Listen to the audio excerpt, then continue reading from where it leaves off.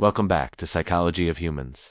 With Augustine, psychology turns inward in a new and deeply personal way. While earlier thinkers explored reason, emotion, and social life, Augustine explored inner conflict, the struggle between desire, intention, memory, and will. He was one of the first thinkers to describe the human mind as divided against itself, not just intellectually, but emotionally and morally. Augustine did not ask, "What is the mind?" He asked, "Why do I do what I don't want to do?" That question still defines psychology today.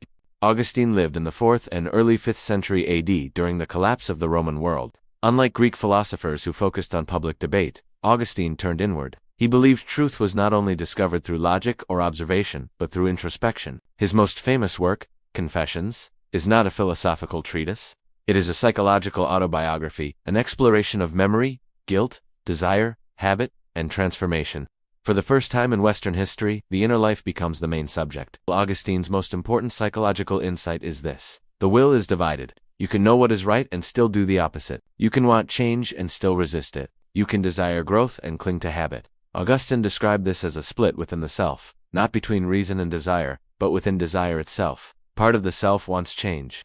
Another part wants comfort. This internal conflict produces guilt, paralysis, and suffering. Modern psychology calls this ambivalence, self-sabotage, addiction cycles, motivational conflict. Augustine saw it centuries ago.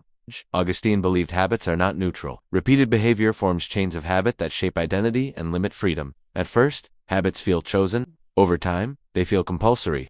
This insight anticipates modern understanding of habit loops, addiction, compulsive behavior, neural conditioning. Augustine famously described habit as a second nature, something that feels like who you are, even though it was built through repetition. Augustine devoted extraordinary attention to memory. He believed memory holds not just facts, but emotions, identity, shame, desire, and longing. Memory allows the self to persist through time, but it also traps the mind in past versions of itself. Psychologically, this is profound. Trauma, regret, and guilt live in memory. So do meaning, love, and purpose. Augustine recognized that healing requires reordering memory, not erasing the past, but interpreting it differently.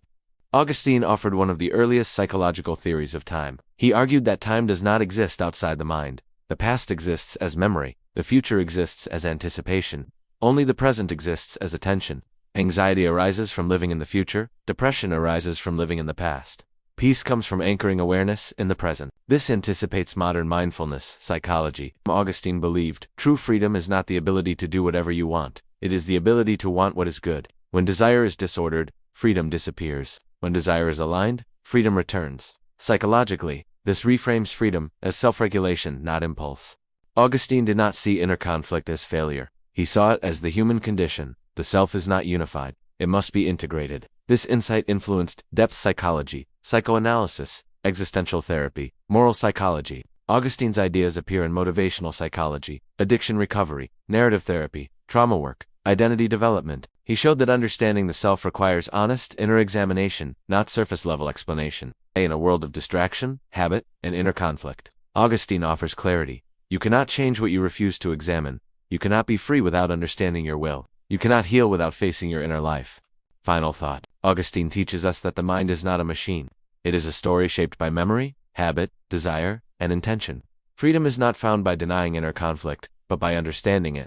The journey inward is uncomfortable, but it is the path to psychological integration. Thanks for watching Psychology of Humans.